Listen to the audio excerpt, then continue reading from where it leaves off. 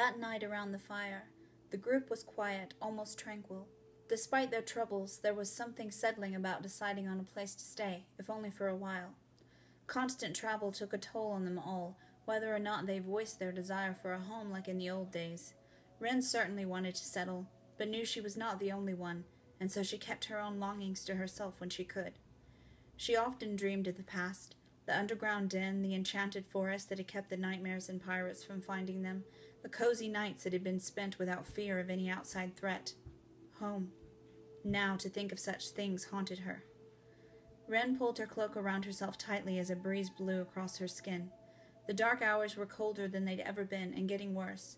She wondered if a time would come when the fire would not be enough, when they would have to huddle so close it nearly burned them, and they would fear losing their toes in the night. I'm still so full of fanciful stories, she thought pitifully. For now, the flames were enough to warm her face and hands. She sufficed that living in the present was enough. We're almost out of water, Calico spoke up suddenly. Wren knew what that meant. As far as they knew, the tainted seawater from the lagoon was all they had to work with until the rain would come.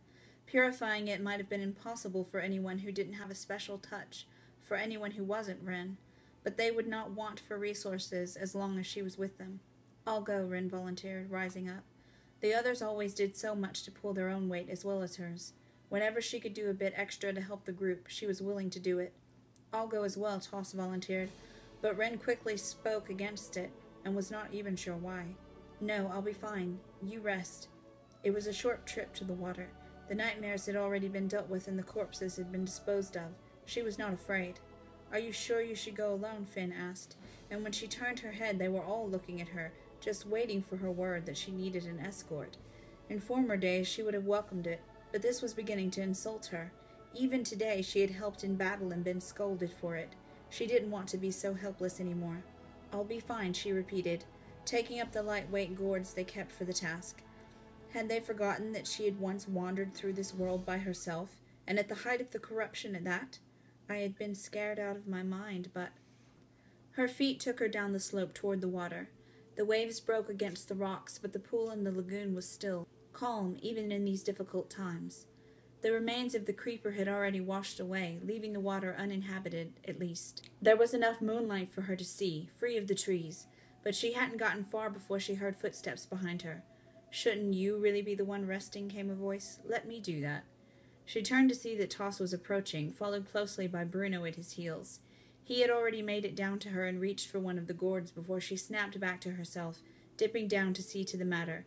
I can do it, she insisted, and ignored the look of discouragement that had been on his face. She hadn't wanted anyone to come with her, but she couldn't help but smile a bit when Bruno trotted closer and pressed his wet nose against her arm where she was crouched.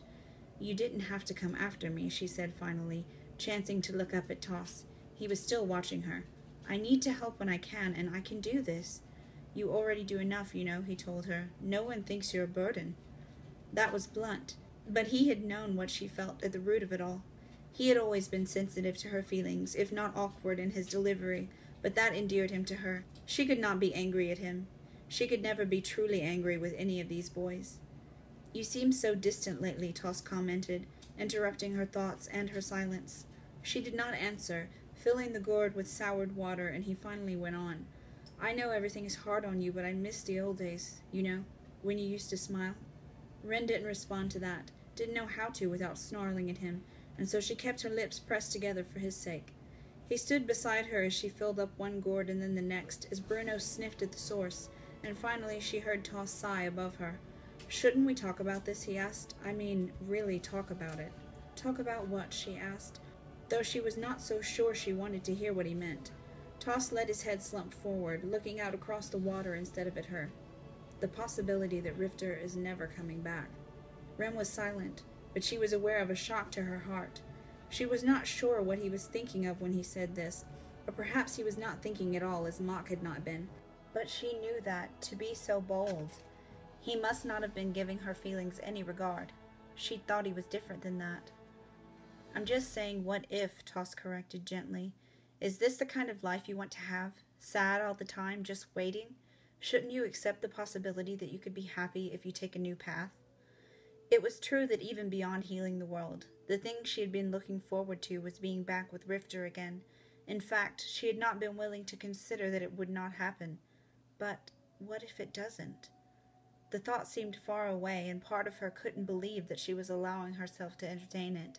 Wren did not know what Toss was getting at, and she did not mean to ask, but she was aware that he had always had a special place in his heart for her, even when they were younger. He had always blushed when she had spoken to him, but he had been more comfortable around her since they had all come back together again. He was good to her, very warm and never judgmental. Did he want some sort of recognition for that? He might have worshipped her, but she had been through this once before. Though she had only been confused as to where her love had been directed, the conflict was not any less real. She could not do that again. I can't even consider it, she thought, but didn't say that aloud. She couldn't move on. There was nothing to move on to. Rifter wouldn't have wanted this life for you, Toss went on, trying to convince her of what she wasn't sure. He wouldn't want you to be in such pain over him. Yes, he would, she thought. He would want me to think about him every moment of every day. Even now I don't do it quite enough to satisfy him. She thought he could sense that she wasn't listening. That was likely true. She was being fairly obvious about it. He tried to touch her shoulder, but she pulled away. She heard him sigh, knew he was watching her, but she wouldn't look at him. He spoke up again. There is a possibility of life without Rifter, he tried to tell her. There's room to think about being settled. You deserve that. Wren did not like to admit it, but she was sullen at his attempt, angry. Though he may have only been saying this for her well-being, or perhaps his, never thinking he could truly have her until recently, now that Rifter was gone. I don't feel the same way. I can't. I'm tired, she said finally, disregarding most of his words. You're right, I should rest if I'm going to try healing the ground here tomorrow. Lifting the water-filled gourds, she avoided him when he tried to take them from her. That was just as well. She wouldn't respond to him any more. Those things he had said did not have relevance as far as she was concerned. She had once dreamed of the future, a hope for a better life, but she did not dare do it now. She did not have a future. There was only to live day to day until she saw Rifter again. If she would remain alone and loveless until she died, so would it be. Wren turned to go, but found herself stopping, her intentions falling flat when something caught her eye.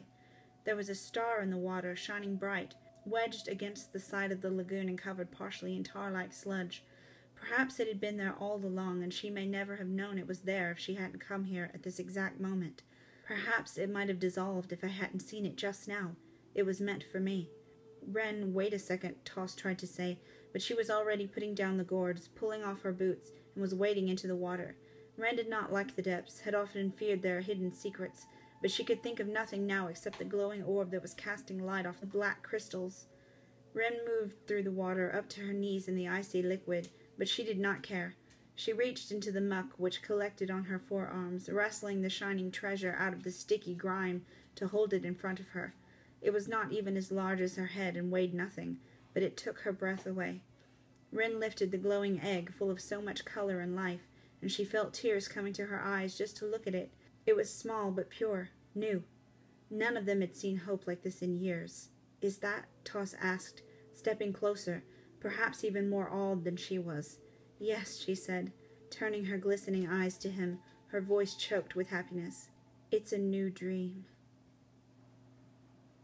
That was a reading from the upcoming Nevermore 3 Shadow Sun. I hope you enjoyed it, and check back with my YouTube channel for more updates in the future.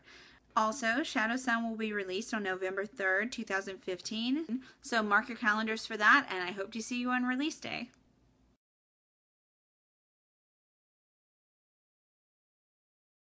But she knew that to be so bold